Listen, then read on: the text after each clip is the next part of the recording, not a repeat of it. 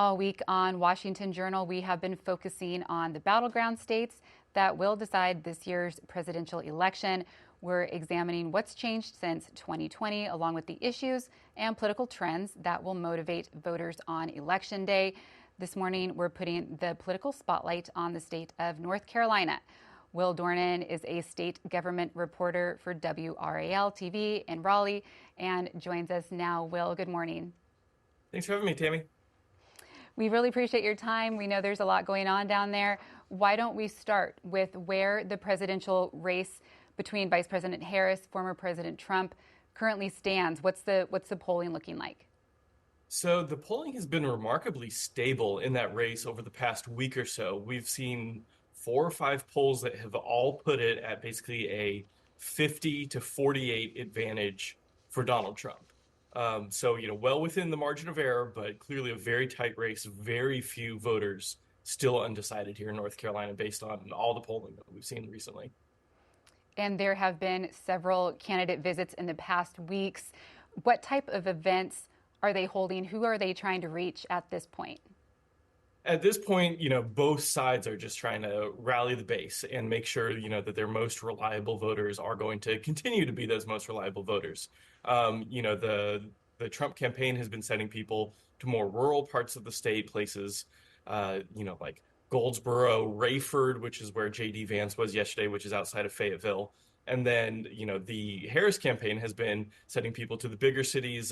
Former President Obama was in Charlotte on Friday. First Lady Jill Biden was in the Raleigh suburbs. She was out in Asheville surveying, the recovery efforts from Hurricane Helene and all of the terrible storm damage out there. So, it's really been trying to just buckle down on your areas where you're going to be strong and make sure that you get as many votes out of those areas as possible. And you said that the polling there, neck and neck, is very close. What are you hearing from voters? What issues are most important to them, and how many are still undecided at this point?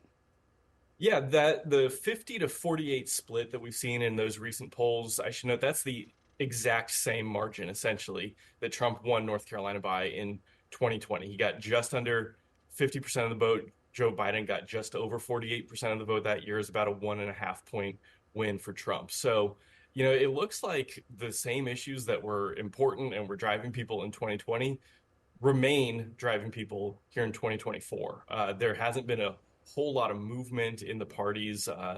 Obviously, the economy is a big issue. You hear about inflation anytime you talk to people. Gas prices, of course, have gone down, but prices for, whether it's cars or groceries or plenty of other things are still pretty high. So that is, issue number one. Immigration is also a huge issue. We've done some polling at WRAL, my station, and it's found that, of course, immigration is really driving a lot of Republican voters. I don't think that's a surprise to anybody.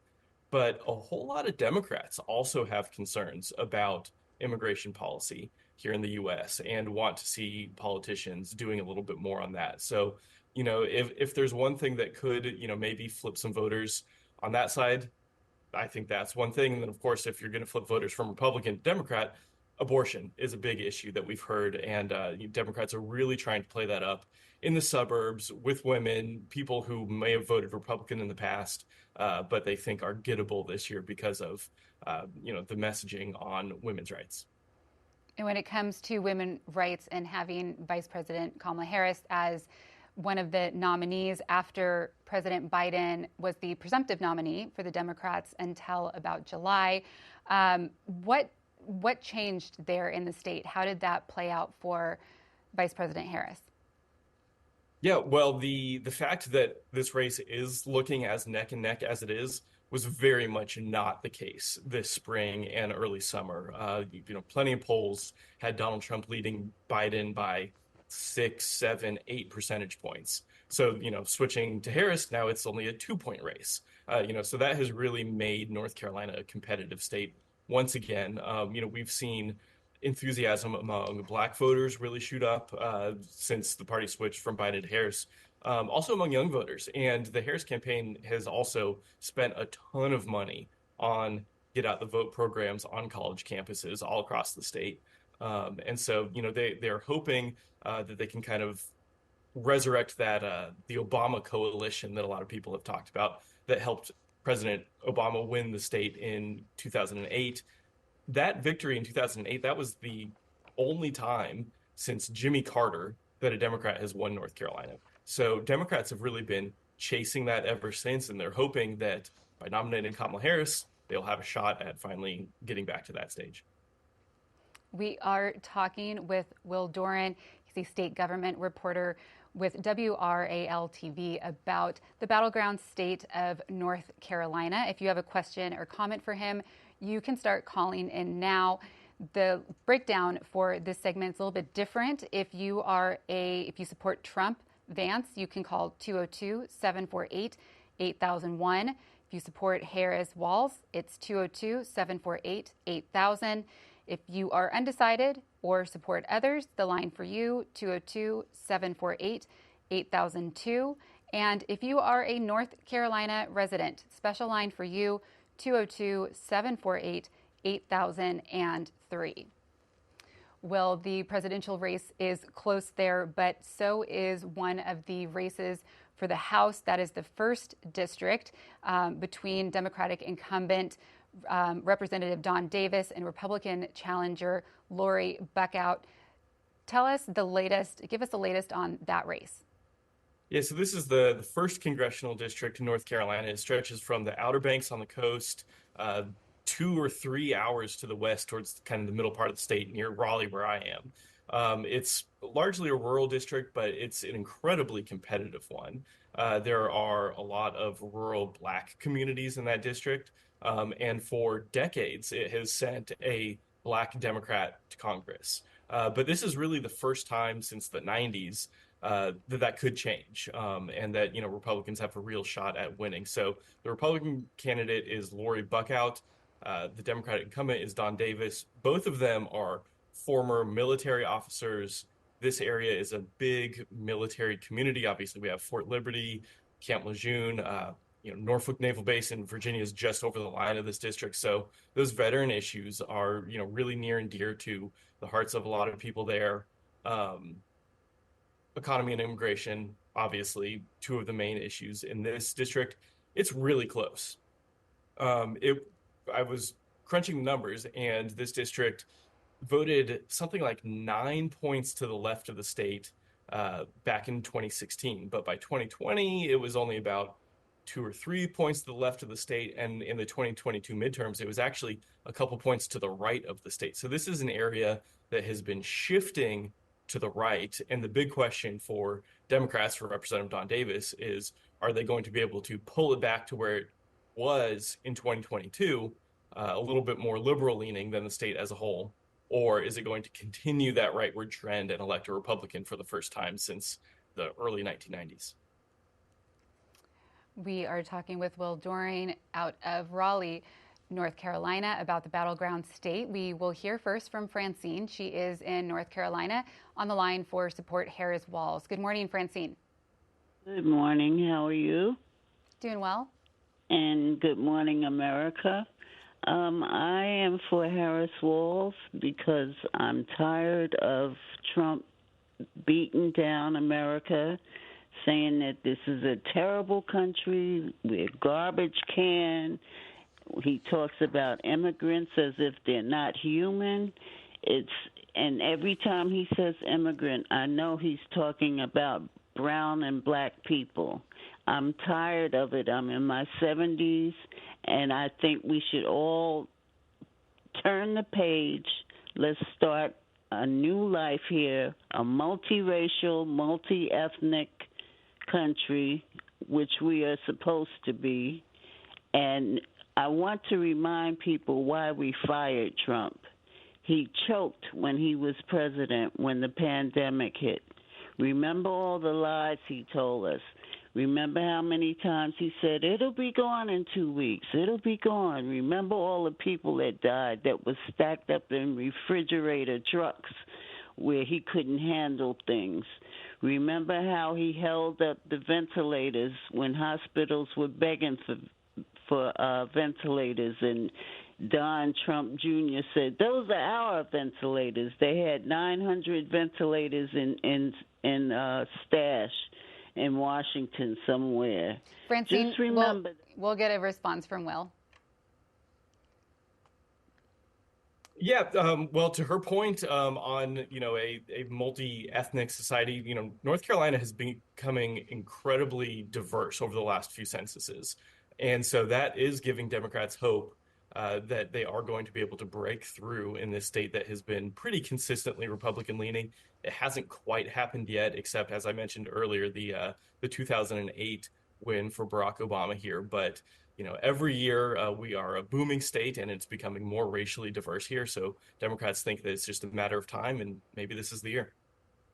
Sarah in Conover, North Carolina, is on the line for Undecided. Good morning, Sarah. Yes, good morning. I have a problem that people are going around talking about women's rights. I've had my rights since 1970, since we burnt the bra. And another thing, I don't understand this in abortion. If a woman wants to have it, let her pay for it. It's no taxpaying money should be taken alive. That's their decision. Let them pay for it, and you have a great day. Will? Yep. I think there's a long-standing federal law that, seeks to ban taxpayer dollars from funding abortions. That is a big issue here in North Carolina that has driven people for years on both sides of the aisle. Obviously, we're part of the Bible Belt. People have very strong opinions on abortion here. And it's going to be a big issue. I mean, all of the Democratic candidates want to make abortion a key focus of their ads. And for the first time in years, it's an issue that Republicans really don't want to talk about. Will, another race there in North Carolina that has gotten some attention is the open seat for the governor's seat between Democrat Josh Stein and Republican Mark Robinson. What can you tell us about the candidates and where this race stands? Yes, so the governor's race is going to make history in North Carolina no matter what. If Mark Robinson, the Republican, wins, he will be our first ever Black governor. And if Josh Stein, the Democrat, wins, he'll be the state's first ever Jewish governor. So, to the point I was making earlier about this is in an increasingly diverse state that doesn't necessarily look like it did 30, 40 years ago. I think that is, probably exhibit A, this governor's race, in that Mark Robinson is the state's lieutenant governor. Josh Stein is the state's attorney general. So they both have experience in government. But Robinson is very much a newcomer to politics. He went viral in 2018 for a video when he was just a private citizen talking to his local city council meeting about gun rights. And that just kind of catapulted him into GOP fame. He is very much a fiery speaker. That's won him a ton of fans. It's also turned off a lot of people. And people have probably heard about a CNN report about some alleged comments that he reportedly made using a pseudonym on a pornographic website. Mark Robinson denies all of that. He is suing CNN. But that story has kind of taken over the governor's race. And Josh Stein was already winning the governor's race based on all the polls.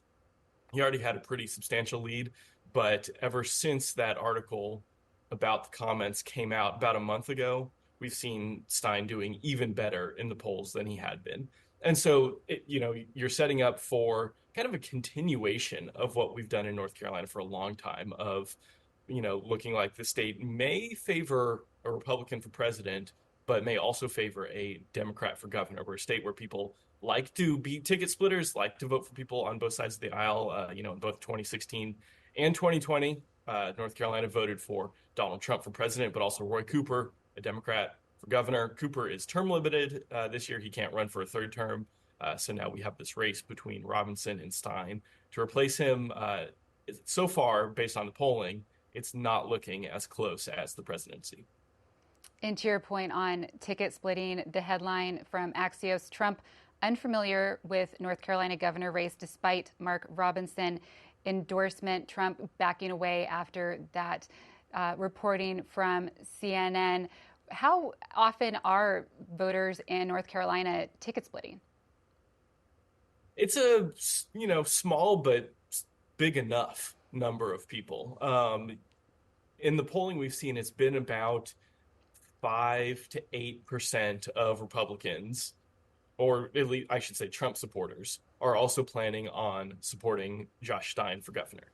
So, you could have some Democrats who are supporting Trump for president, but probably the bigger number in that is Republicans who are supporting Josh Stein for governor. And, it's something that we do here in North Carolina. It's just kind of a facet of the state where people, a lot of times people say, oh, I think those national Democrats have gone too liberal, but, the local Democrats are still okay. And so you see people, vote for Democrats sometime for their state legislative seats or for the governor's race, even though they do like Trump as president. Let's hear from Anthony in Maryland on the line for Harris Walls. Good morning, Anthony. Good morning. I'm part of a labor union, NTEU, and although I voted early in person yesterday in Maryland for Harris Walls, I've been catching a bus with a bunch of other Marylanders down to North Carolina to support and canvass for Harris Walls. And I can tell you that my experience has been running into people in North Carolina.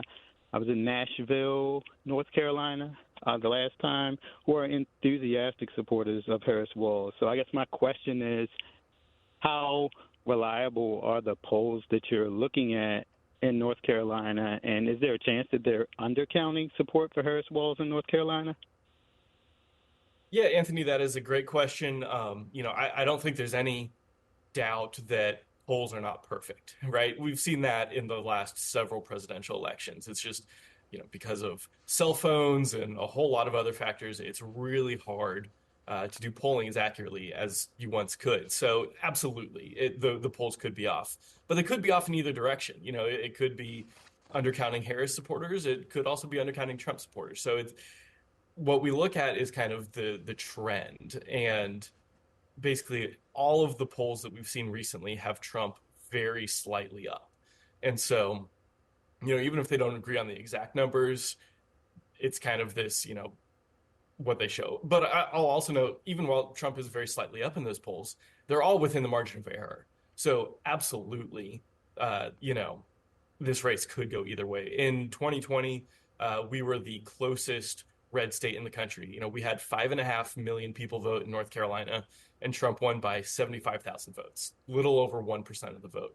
So this is a really, really close state, and, could come down to just, a few thousand people here and there, a couple different cities over the course of the state. Do they decide to get up and vote this year, or do they decide to stay home? William in Hope Mills, North Carolina, on the line for Support Trump Vance. Good morning, William. Good morning. How are you? Thanks for taking my call. First of all, I want to piggyback something that he just spoke on, and that was the fact that I used to be a straight line. Can you hear me? Yeah, William, we can hear you. I used to be like straight ticket, straight line. Now I find myself, because of Mark Robinson, definitely going to support Josh Stein, but I'm definitely the rest of my ticket will be Republican. My main focus was, I grew up in California. I've only been in North Carolina for 4 years.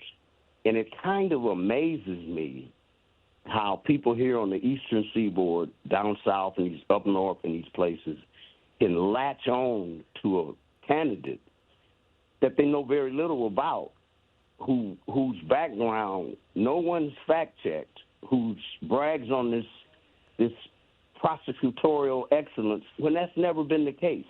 Trump is really off the mark when he accuses Harris of being soft on crime. She's soft on crime from a class perspective. And it amazes me how many blacks in North Carolina and other places that don't know her record in the black community in California, how they seem to be playing the race game far more than they accuse Donald Trump of. And it just irks me as a Christian to find that one of the most important campaign issues in our nation at this point is something that we should take for granted anyway. That's a woman's right to choose. And I just don't see the issue, whether the state does it, whether the federal government does it. It just doesn't matter. For me, the Constitution is bedrock, and states' rights kind of trump almost everything. The federal government is an overseer. It's not the dictator. William, we'll get a response from Will.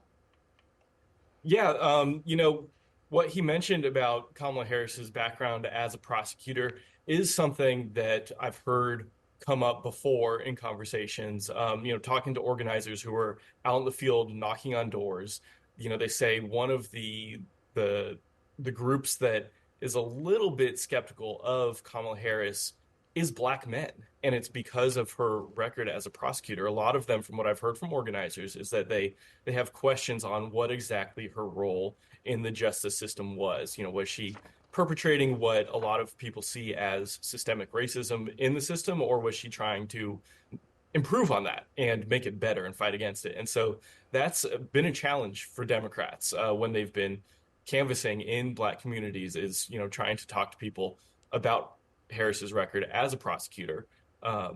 And maybe that's what the election comes down to. I don't know in North Carolina, but that has been something that Democrats have told me has been an issue that they've needed to message harder with folks that they're reaching out to who are a little bit skeptical at first still. Larry in Gates, North Carolina. Good morning, Larry. Good morning. Thank you for taking my call, and just thinking or trying to put the two segments together. I've already done my early voting, and as an independent, I like to research all the candidates. I have some scenarios with Mr. Davis and Miss Buckout in our district, and I was just curious as to what Will would like to say about the differences between the two. I had done some research myself with the immigration scenario more than a year ago, and called Mr. Davis's office, spoke to a nice young gentleman, staffer, and I just didn't see him doing anything concerning the border. And we've had a blitz in our area with placards coming in the mail saying basically numerous derogatory statements about Miss Buckholtz, who I believe was a colonel in the U.S. Army and served in the war.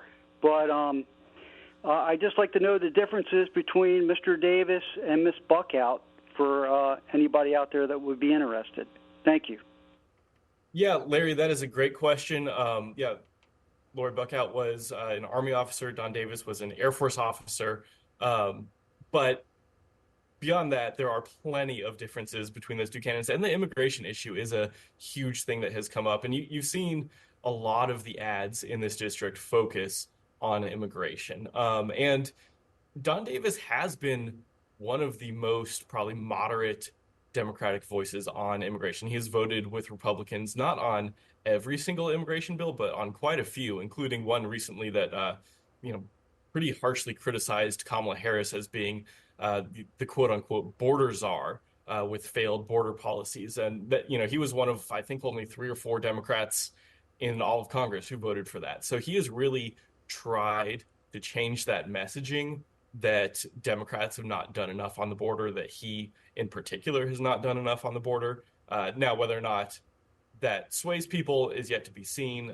But, plenty of his ads are, videos of him down at the southern border talking with, Border Patrol agents, things like that. So he clearly sees that as a weakness for his campaign and something that he needs to address, something that is a huge concern in that district.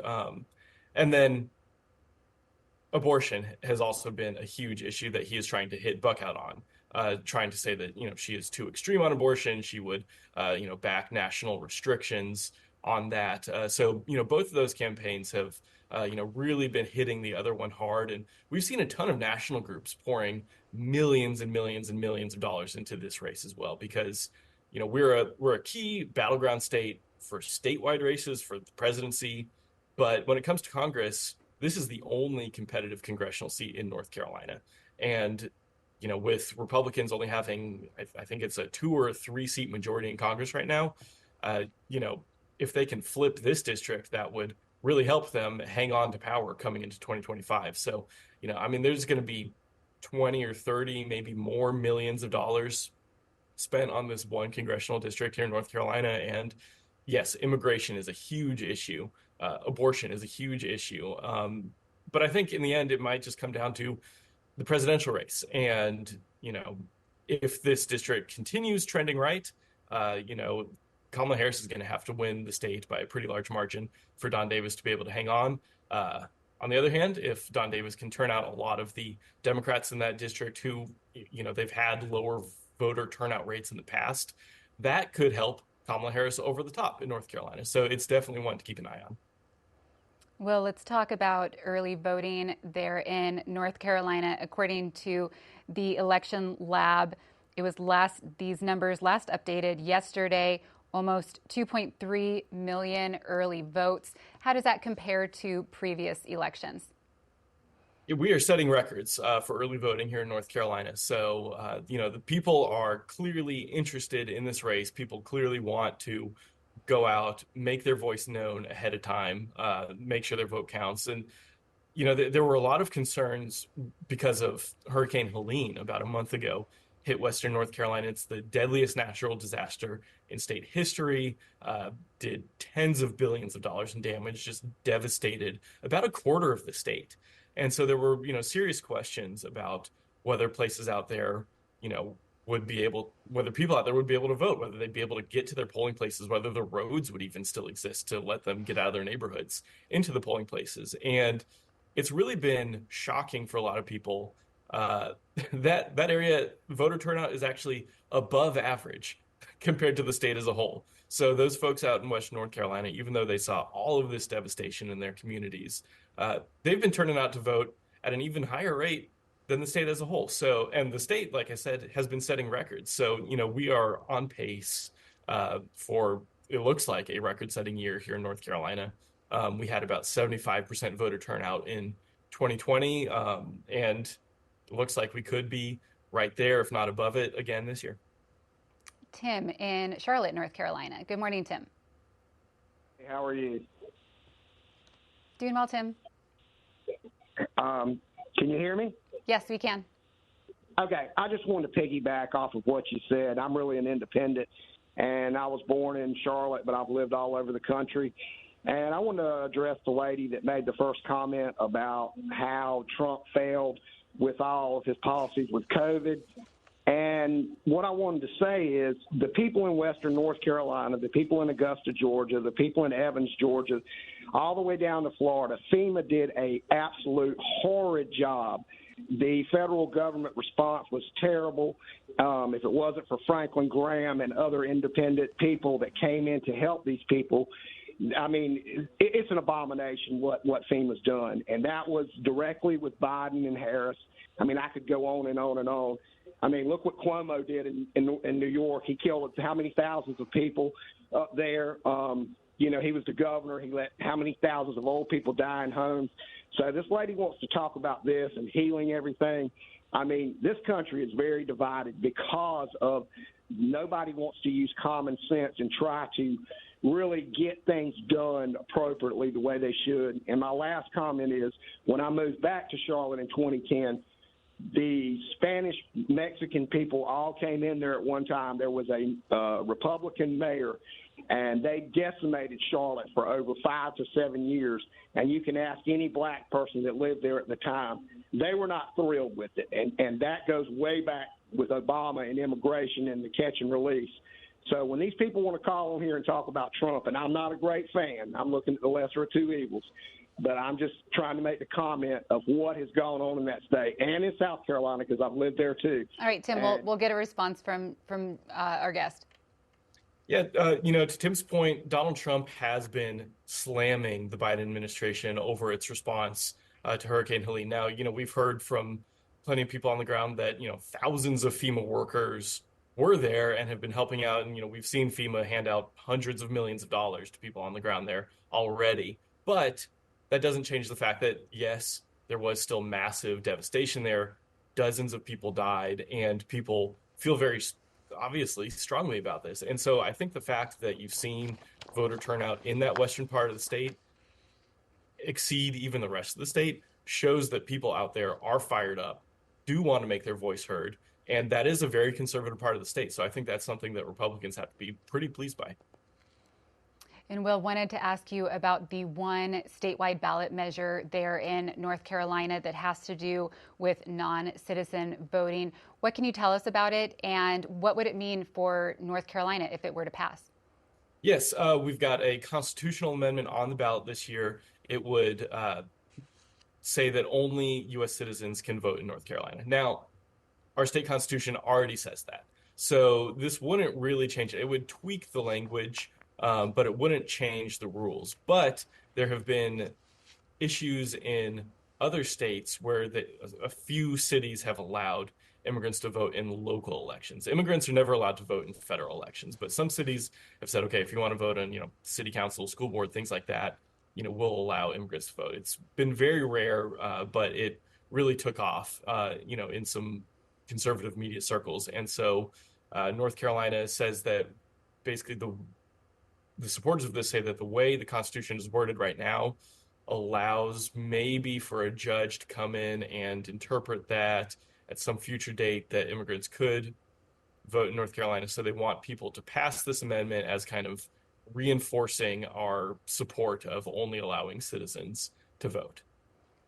And Will, 10 days until Election Day. What are you going to be watching for between now and then? And when can we expect to see North Carolina results? Yes, I'll answer the second question first. We should get most of our results on election night. Obviously in 2020, there were, several states that took, days to count their ballots. Here in North Carolina, we can start counting the mail-in ballots a little bit ahead of time. And so we should get the results quickly. Now, obviously, if a race is really close in recount territory, we're not going to know immediately. But for most races, we should know on election night. And I think we've talked about some of the main races to watch here. That first congressional district, the governor's race, obviously the presidency. The race for attorney general is really interesting. That's a pretty powerful office here in North Carolina. There are two sitting U.S. congressmen who are running for attorney general. That's Republican Dan Bishop, Democrat Jeff Jackson. North Carolina has not elected a Republican attorney general in well over 100 years. It's been since Reconstruction. But that race has been getting close. And Dan Bishop could pull it off. Obviously, Jeff Jackson is going to be hoping to keep it in Democratic hands. So that is another key one to watch here. Our guest, Will Doran, he is the state government reporter for WRAL-TV in Raleigh, North Carolina. You can find his work online at WRAL.com. Will, thank you so much for being with us this morning. Thank you for having me.